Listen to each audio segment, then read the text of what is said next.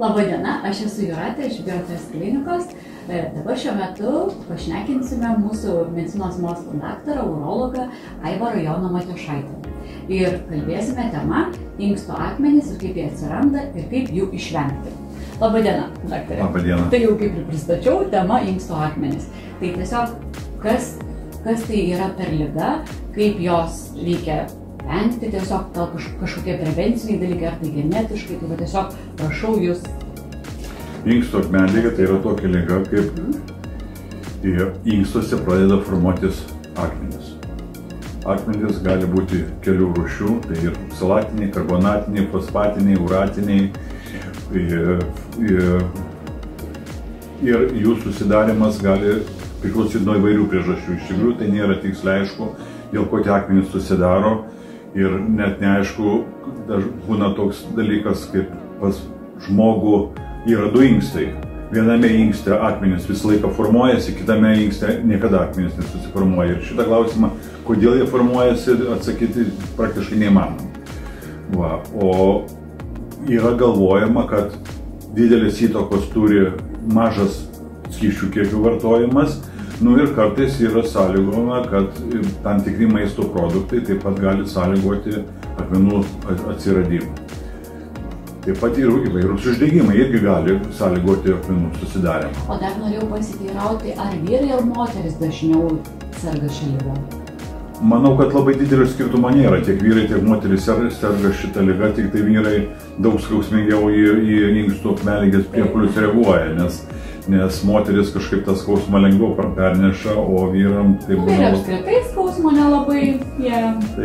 Tai va šitas dalykas. Tik tai noriu pabrėžti tokį dalyką, kad kol akmuo yra inkste, tol niekada skausmų nebūna. Aišku, gali būti, jeigu ten užsikemša turelę, bet tai yra retas dalykas. Paprastai skausmas atsiranda tada, kai akmuo pajuda iš inksto ir pradeda šlapimtakiu leisti žemyn. Tada atsiranda didelis skausmas, nes inkstas šlapimą kaip gamino, taip ir gamina, nutekėjimo žemyn nėra ir pradeda inkstas pūstis. Ir tas pūtimas jis yra tikrai labai stiprus skausmas, jau jos su nieko nesumaišys. Dar norėjau pasiteirauti, kokios šiuolaikinės yra medicinos priemonės nustatyti šiai ligai. Paprastai nustatyti lengviausiai tai yra atliekant ultragarsinį šlapimo takų tyrimą. Tai yra inkstų šlapimo pūslės ultragarsinį tyrimą, dažniausiai ultragarsų yra nustatomi.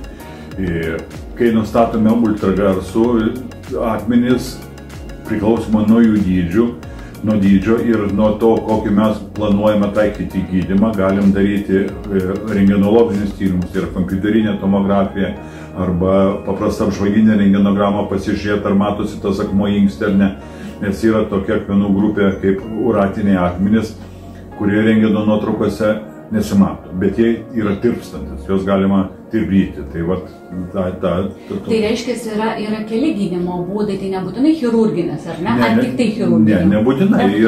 Jeigu akmuo yra nedidelis, ten skaitoma iki 5–6 mm, o kartais ir didesni, tai yra labai didelė tikimybė, kad jie patys pasišalins be chirurginės intervencijos. O taip tai galima akmenys ne tik tai, kad dabar aplamai atviros operacijos prie inksto akmenligės yra labai retas atvejis.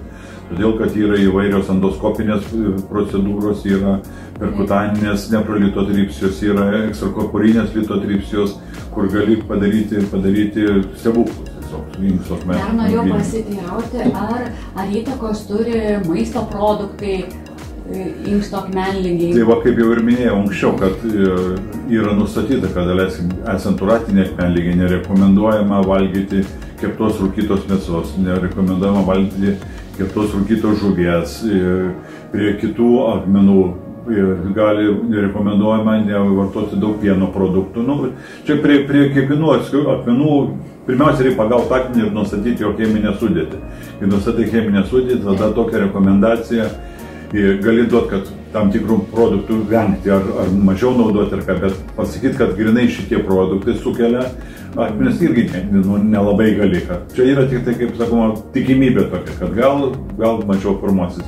O tarkim, susirgus į akmenligę inkstų, ar gali pasikartoti? Taip, ir labai dažnai būna. tai nereiškia, kad ten vienas akmuo iškrito ir žmogus bus sveikas. Paprastai formuojasi akmenys, būna taip pat inkstuose ir daugiau akmenų, ne vienas ir ne du yra. Aš daktarė girdėjau tokį atsitikimą, kad sako, jeigu akmenligė, tai reikia ten į karštą vonę gultis, ten kažką tai gerti, tai taip gali iššilti akmenis. Ar čia tiesa? Taip, čia yra tiesa, kadangi šiluma turi plešinti poveikį ir kaip žmogus inksto akmenligės priepuolio metu įlenda į karštą vonę arba paima, daleiskim, kažkokį šiltą daiktą pasišildyti tą šoną, kuri skauda, tai šiluma šlapimtakį spazmą atpalaiduoja, šlapimas nuteka lengviau iš inkstų ir skausmas aprimsta. Dar norėjau jūsų paklausti, ar yra kokių tam tikrų papildų ar vaistų, kad užkirsti kelią atsiradimo akmenligei?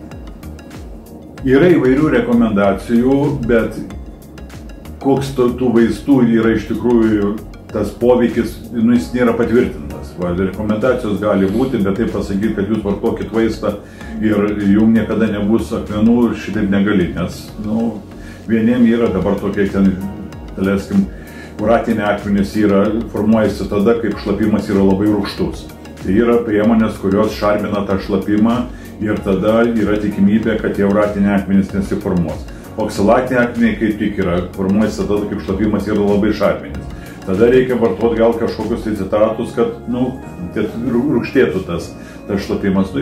Priemonių yra, bet pasakyti, patvirtinti, kad tai tikrai bus veiksminga priemonė.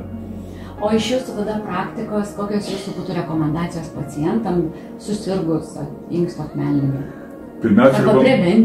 Pirmiausia rekomendacija tai būtų tokia, kad reikia vartoti normalų kiekį skysčių. Tas normalus kiekis skysčių tai yra 2–2,5 litro per parą, bet tai nereiškia, kad reikia išgerti 2 litrus vandens. Čia įeina ir kava, ir sriuba, ir vaisiai. Jeigu žmogus dirba sunkesnį fizinį darbą ir daugiau prakaituoja arba sportuoja, automatiškai tos skysčių daugiau reikia gerti. O pati pagrindinė profilaktika, tai aš manau, būtų labai gerai, jeigu kiekvienas mūsų žmogus sugebėtų bent kartą metuose pasidaryti ultragarsinį tyrimą pilvo organų, tarpe ir inkstų. Nes kuo anksčiau, kad jeigu ir pamatai, kad yra smulkus tie akmenukai, tai yra priemonių, kurios skatintų tų smulkių akmenukų pasišalinimą, jie sukelia ir mažesnius skausmus ir tikimybė, kad jie patys pasišalins yra daug didesnė. Tai reiškia, jeigu tu nieko nejauti, tau ir neskauda, ten tu inkstų, kaip sako, va, skauda čia šoną, čia skauda nugaros pusėje ar ne ten. Tai vis tiek profilaktiškai jūs rekomenduojate pilvo ultragarsinį tyrimą, kas... Taip, ir ne tik tai dėl akmenligės rekomenduojame ir dėl to, kad daleiskim, ultragarsinio tyrimo metu tu matai inkstą, tu matai, ar jame nėra auglių, ar nėra kažkokio tai cistinių darinių. Ir vienais metais gali nematyti, o pavyzdžiui po metų yra nustatyta, kad inksto auglys į metus paauga apie 1 centimetrą. Tai vienais metais nematėjai, kitais metais jau pamatysi. Tai bus ten centimetro ar 2 ar 3 centimetrų auglys. Bet jeigu tu ateisi ultragarsiniam tyrimui po 5 metų, tai jau tas auglys bus 5 centimetrų, tai jau automatiškai ir gydymas gali skirtis ir pasekmės gali būti liūdnesnės. Ir dėl to rekomenduoju, aš visada rekomenduoju į metus 1 kartą pasirodyti.